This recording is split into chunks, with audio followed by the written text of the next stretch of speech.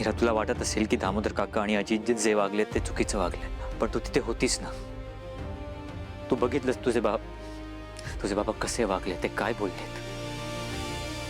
मलाही त्यांचा प्रचंड राग आला होता मीरा.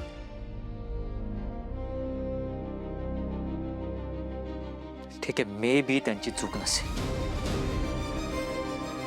ते डिस्टर्ब आहेत जरा आणि म्हणून ते असं खोटं बोललेत. मीरा, काहीतरी बोल. मीरा प्लीज असं निघून जाऊ नकोस. ऐक.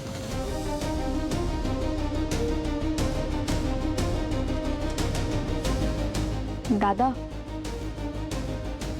बाबांनी सगळ्यांना खाली बोलवलंय.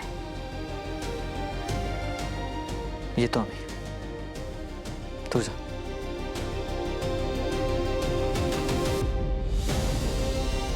मीरा, बोल काहीतरी.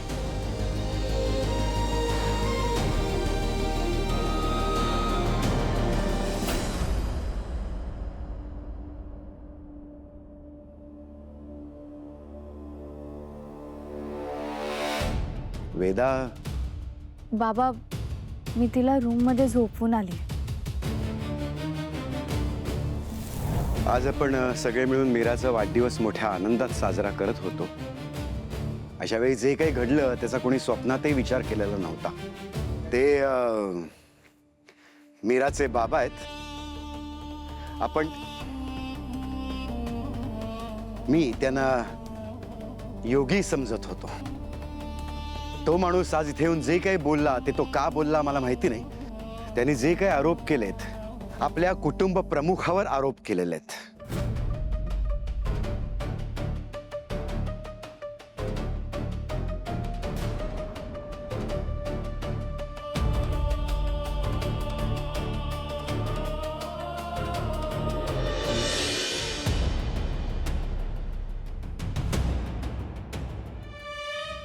हो मंजिरी, तूच या घराची कुटुंब प्रमुख आहेस. आजवर या घरातली सगळी नाती तू जपत आलीस. हे कुटुंब एकत्र बांधून ठेवायला तू सतत झटत असतेस. त्यामुळे रामपुरे कुटुंबाची कुटुंब प्रमुख तूच आहेस. वय खरं हे.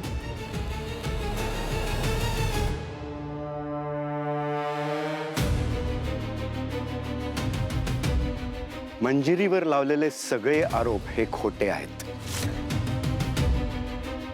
आपली काहीच चूक नसताना आपल्यावर कुणीतरी असे आरोप करणं, बिनबुडाचे आरोप करणं, हे खूपच त्रास देणारी गोष्ट असते.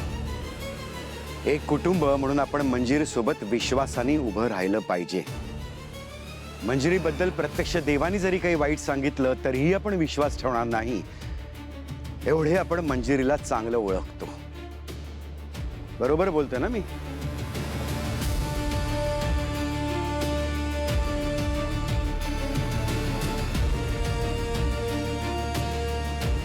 बाबा, आईवर विश्वास नसण्याचा प्रश्नच येत नाही. मगाशी मीरा तिच्या बाबांच्या बाजूंनी बोलली खरं,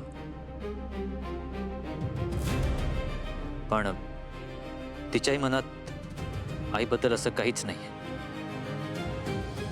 आम्हा सगळ्यांना माहिती आहे की आईवर केले गेलेल्या आरोपांना काही अर्थ नाही.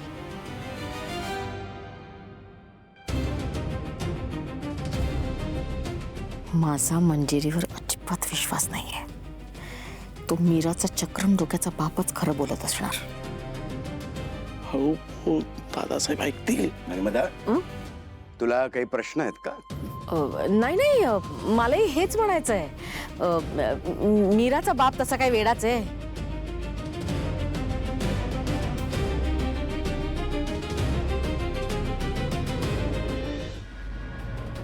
आणि मंजिरी वहिनीला आपण चांगलंच ओळखतो. हा, म्हणजे इतकी वर्ष आपण वहिनीला चांगलं ओळखतोय ना. काय हो? बरोबर आहे, बरोबर आहे. आणि कसं आहे, बाहेरचा माणूस येऊन काही सांगेल तरी आपला घरातला माणूस वाईट नाही ना होत. Exactly dad, exactly. I have no doubt की मामीची यात काहीच चूक नाहीये. आई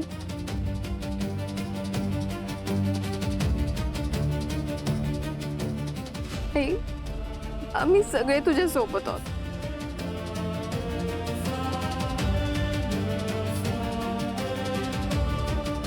हो आई,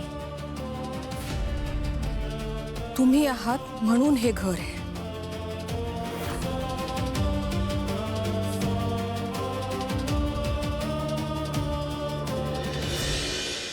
मीरा, ये.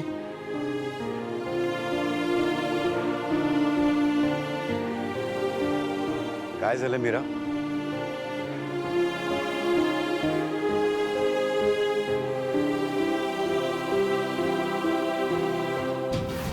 रामपुरे घराण्याच्या करत्या बाई साहेबांनी फसवलाय मला.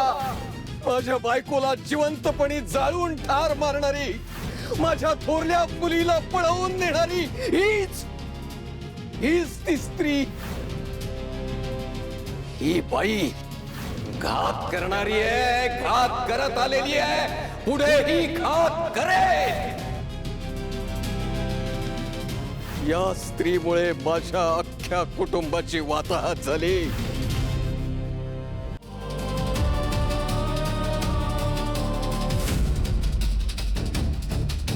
मीरा, मी समजू शकतो. भावनेच्या भरात तू तुझ्या बाबांची बाजू घेतलीयस. हवं तर तू अजून जरा वेळ घे आणि शांतपणे विचार कर. मीरा, असं नको वागूस. माणसं ओळखायला शिक अगं. माझा माझ्या बाबांवर पूर्ण विश्वास आहे.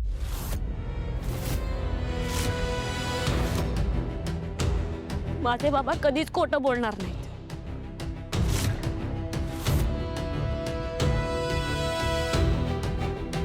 अच्छा, म्हणजे वहिनी खोटी आहे.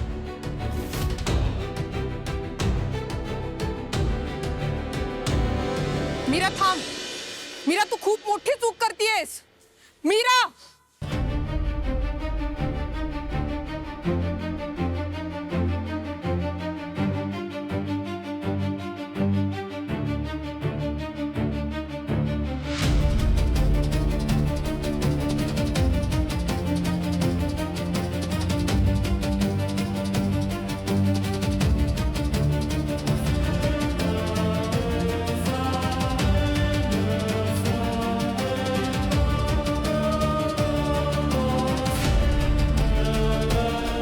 हा कालमुखमणी आता कायमचा चमकण्यापासून कोणीच थांबवू शकत नाही.